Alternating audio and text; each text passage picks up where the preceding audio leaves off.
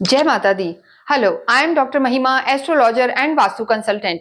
आज इस वीडियो में हम बात करेंगे मंगल के गोचर की, मंगल के ट्रांजिट की। अगर अभी हम देखते हैं तो जो मंगल की स्थिति है, देखिए यहाँ पर मंगल कर्क राशि में विराजमान है और मंगल नीच के हैं और वक्रीय कंडीशन में भी है। तो ये स्थिति जो मंगल की चल रही है काफी लंबे समय से, ये किसी भी राशि वालों के लिए, ना सिर्फ मेष राशि वालों के लिए बल्कि किसी भी राशि वालों के लिए अच्छी नहीं है।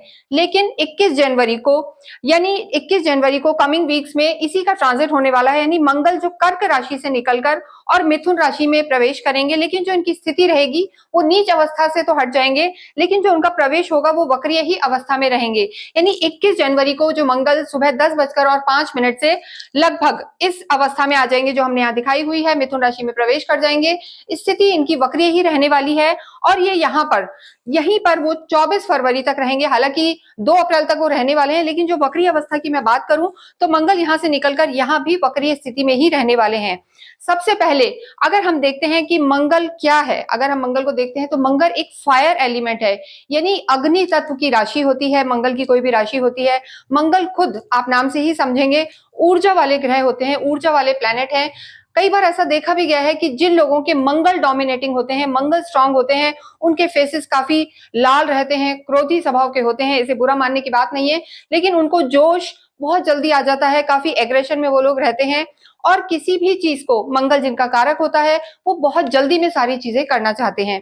इसके साथ साथ ही मंगल जिनमें अच्छा होता है, जिन कुंडलियों में अच्छा होता है, हालांकि वो कुंडली का हम निरीक्षण करके ही बता सकते हैं, लेकिन मंगल जिन कुंडलियों में अच्छा होता है वो स्पोर्ट्स में बहुत अच्छे होते हैं, या ज्यादातर उनके जो जॉब्स होते हैं काफी अथॉरिटिव पोजीशन में वो रहते हैं। इसके साथ साथ ही जितना हमारी आर्मी है, पुलिस है, या डोमिनेटिंग पोजीशंस होती हैं किसी भी, हम कहेंगे एकेडमिक फील्ड्स में या किसी भी ऑफिशियल पोजीशन जो हम कह सकते हैं, वो मंगल ही उनके कारक होते हैं। अंगारक योग बनाते हैं, क्रोधी स्वभाव के होते हैं, लाल इनका रंग होता है। अब जब ये यहाँ पर परिवर्तन कर रहे हैं, ट्रांजिट कर रहे हैं, कर्क से लेकर मिथुन में जाएंगे। देखिए जो कर्क राशि होती है ये कायदे से जल तत्व है, यहां से ये निकलकर पृथ्वी एलिमेंट और वायु के एलिमेंट में आएंगे। और इसके साथ साथ ही आप खुद सोच सकते हैं कि जब मंगल अग्नि तत्व है और उसके बाद वो एक वायु और पृथ्वी वाली राशि के संपर्क में आएगा और ग्रह के संपर्क में आएगा, तो हम कह सकते हैं एक विस्फोटक कंडीशन होगी, ऊर्जा वाला स्तर हो जाएगा। यानी अग्नि को जब वायु मिलती है तो वो बढ़ती है। तो इस पूरे समय में यानी 24 फरवरी तक आप मान के चलें कि पूरे समय में एक तेजी रहेगी, एग्रेशन रहेगा। आपको इस चीज का ध्यान रखना है कि जोश में होश को नहीं खोना है। अगर हम बात करें मेष राशि के, तो देखिए जो मंगल राशि का जो ट्रांजिट होगा, गोचर होगा, इसका मेष राशि वालों पर क्या प्रभाव पड़ने वाला है।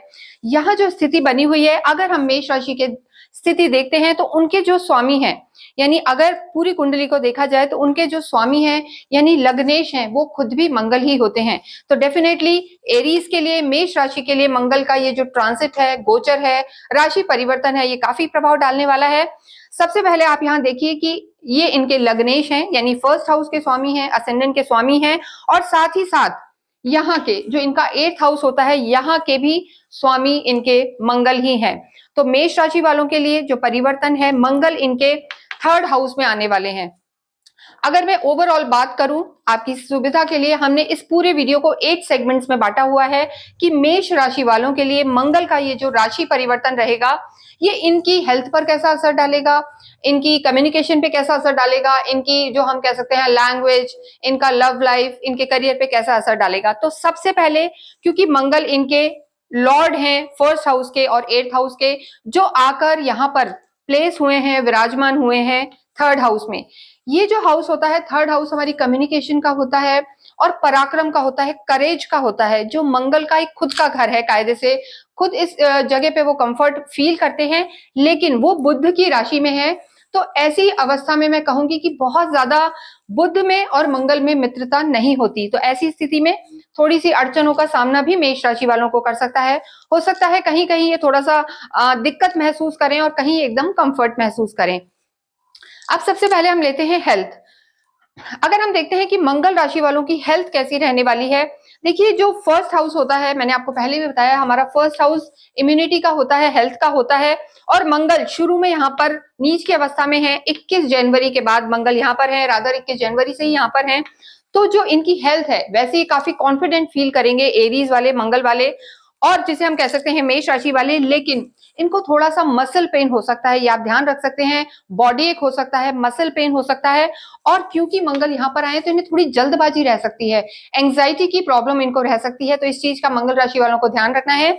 मसल पेन, एंग्जाइटी, या अगर वो बहुत ज्यादा उनकी कुंडली स्ट्रांग नहीं है तो कहीं ना कहीं वो डिप्रेशन भी फील कर सकते हैं।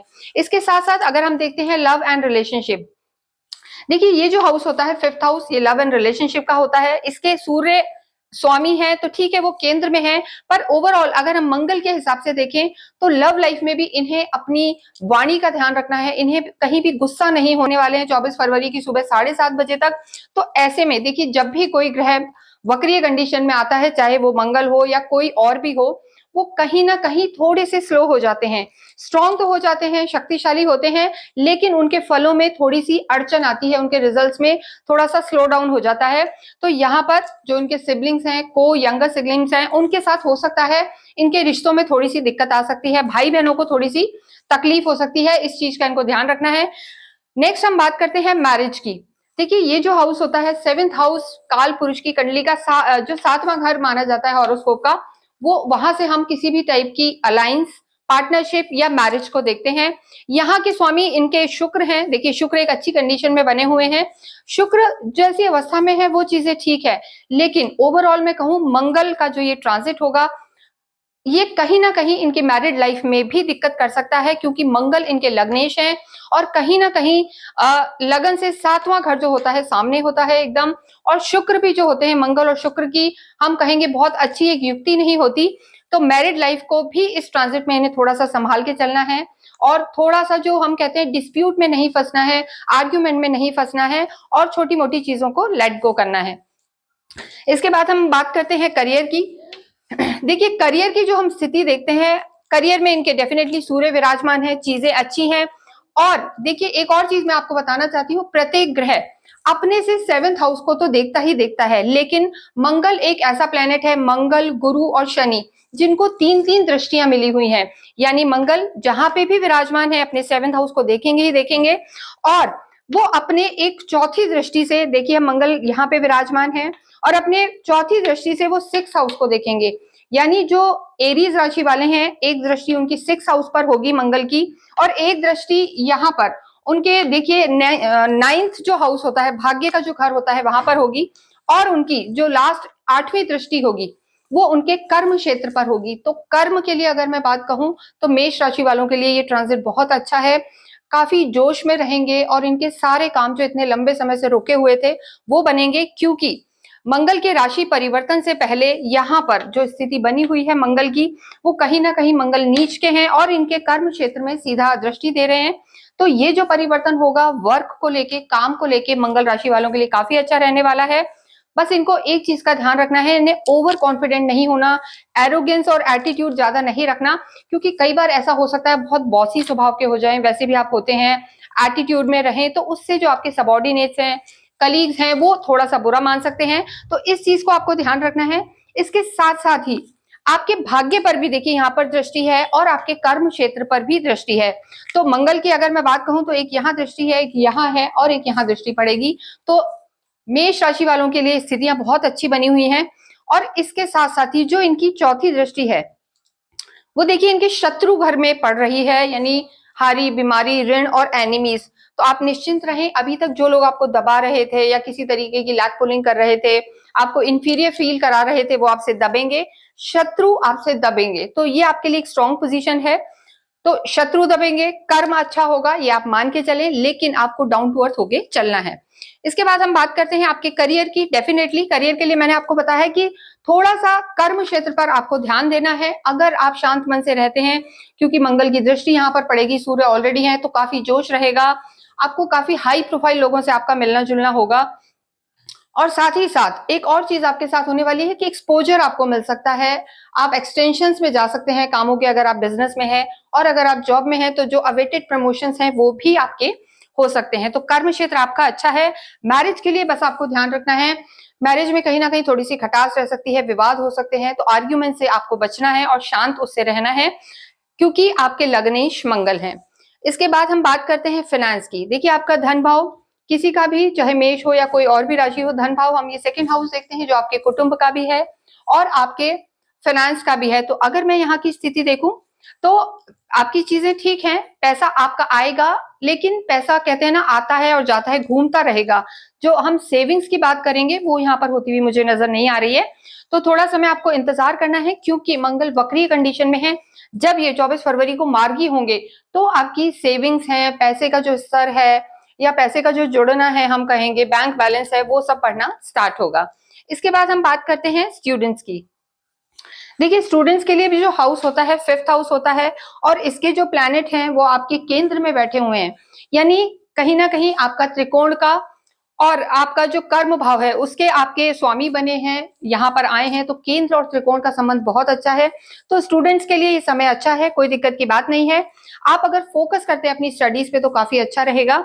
और मंगल की जो 8वीं दृष्टि है, जैसे मैंने आपको बताया कि मंगल की 3 दृष्टि होती हैं, चौथी, 7वीं और 8वीं, यानी 4th, 7th एंड 8th। तो जो 8th दृष्टि है वो यहाँ पड़ेगी, और जब भी ये दृष्टि पड़ती है तो चीजों में बढ़ोतरी कराती है। जो भी उससे रिलेटेड चीजें हैं वो आपका ऑरा स्ट्रॉन्ग करेगी, आपका एक नाम होगा, फेम होगा। तो विद्यार्थियों के लिए भी समय अच्छा रहेगा। बात करते हैं हम अध्यात्म की, स्पिरिचुअलिटी की। तो देखिए, आपका जो नवम भाव है वो आपका जो मेन हाउस होता है, हम कहते हैं कारक होते हैं। गुरु एरीज राशि वालों के लिए एक योग कारक ग्रह होते हैं, फ्रेंडली प्लैनेट हैं वो मंगल के। तो अध्यात्म भी आपका अच्छा रहेगा, लेकिन जिस लेवल का आप चाह रहे हैं उस लेवल का मैं नहीं कहूंगी। लेकिन धार्मिक यात्राएं आपकी हो सकती हैं, मंगल की जो कंडीशन है और गुरु की जो कंडीशन है, यात्राएं आपकी डेफिनेटली रहेंगी। और सीधी दृष्टि आपकी गुरु की भाग्य पे भी रहेगी, और मंगल की भी आपके भाग्य पर है, क्योंकि ये जो दृष्टि जाएगी, 7th दृष्टि आपके भाग्य पे है। तो आप घूमने फिरने जा सकते हैं, या आप कोई ना कोई धार्मिक कार्य करा सकते हैं, या हो सकता है आप किसी मंदिर निर्माण में आप कुछ सहयोग कर सकते हैं। ऐसे भी योग मेष राशि वालों के लिए नजर आ रहे हैं। लक फैक्टर देखते हैं। देखिए, 9th हाउस से, यानी जो ये नवम भाव होता है, 9th जो हाउस है, इससे भाग्य को देखा जाता है। मंगल की जो 7th दृष्टि यहाँ पर पड़ रही है, देखिए सीधी दृष्टि यहाँ पर पड़ रही है, तो भाग्य को काफी सपोर्ट मिलेगा। आपके 70 से 80% मैं कह सकती हूँ आपके रुके हुए काम बनेंगे। बस आपको इस चीज का ध्यान रखना है, क्योंकि मंगल वक्रीय अवस्था में है, तो आपको थोड़ा सा चीजों में जल्दबाजी नहीं करनी है, क्योंकि आप करेंगे तो उससे कोई रिजल्ट नहीं निकलेगा, काम बिगड़ सकता है और भाग्य भी कहीं ना कहीं अटक सकता है। इस चीज का आपको विशेष ध्यान रखना है। लेकिन मंगल की जो 7th दृष्टि है आपके भाग्य पे है, और गुरु उसके स्वामी है, तो कहीं ना कहीं गुरु में और मंगल में मित्रता होती है, तो आपकी चीजें भी बनेंगी, भाग्य स्ट्रांग होगा। तो मंगल का ओवरऑल अगर मैं गोचर देखती हूँ तो मेष राशि वालों के लिए अच्छा रहने वाला है। इसके बाद हम बात करते हैं रेमेडीज की। देखिए, जैसे मैंने आपको पहले भी बताया कि आपके लॉर्ड ही मार्स हैं, मंगल हैं। आपके आयु भाव के, जो हमारा मिसफॉर्च्यून का भाव होता है, कहीं ना कहीं ऑकल्ट का, यानी जो ये मैं बात कर रही हूँ, गूढ़ रहस्य, ज्योतिष, ऑकल्ट, ये सब भी इसी से रिलेटेड है, आपके 8th हाउस से। तो डेफिनेटली आपके ज्ञान में भी वृद्धि होगी और ओवरऑल आपका भाग्य भी बढ़ेगा। बस आपको इसमें ये चीज ध्यान रखनी है कि आप काफी कॉन्फिडेंट तो रहेंगे, आप बहुत कॉन्फिडेंट रहेंगे, जोशीले रहेंगे। थोड़ा सा बॉडी एक, ये सब समस्या आपको हो सकती है कि शरीर में दर्द हो सकता है, मसल पेन हो सकता है। इसके अलावा आपकी जो ऊर्जा का स्तर है, काम का स्तर है, वो बहुत अच्छा रहेगा। बस आपको ध्यान रखना है कि वाइल्ड ड्राइविंग, यानी आप किसी भी लंबी यात्रा पे जाएं तो खुद ना ड्राइव करें, या तो ड्राइवर लेके जाएं, या बहुत ही केयरफुल होकर आप ड्राइव करें। तो वो थोड़ी सी इसमें दिक्कत मुझे नजर आ रही है। इसके साथ साथ ही आपको ज्यादा परेशानियां ना आए, तो इसके लिए बहुत आवश्यक है कि एक हनुमान चालीसा आपको डेली करनी है। वैसे भी आपके लॉर्ड होते हैं मंगल, एक हनुमान चालीसा आप डेली करें। और अगर हो पाए तो आप मंगलवार के दिन जरूर से मंदिर में जाके हनुमान चालीसा की पुस्तक, या जो हम कह सकते हैं किसी भी टाइप की धार्मिक पुस्तकें आप बांट सकते हैं। तो ये आपके लिए काफी अच्छा रहने वाला है। और जो आपके ब्रदर हैं, या ब्रदर कहते हैं ना, भाई या भाई जैसे जो भी लोग हैं, पिता समान जो लोग हैं, उनका आदर करें और किसी भी जरूरत पड़ने पर उनकी हेल्प जरूर करें। तो मंगल के इस गोचर में इस वीडियो को मैं यहीं विराम दे रही हूँ। आपकी कोई भी क्वेरी हो तो हमारे जो नंबर्स हैं वो डिस्क्रिप्शन बॉक्स में दिए हुए हैं, आप हमें संपर्क कर सकते हैं। Thank you.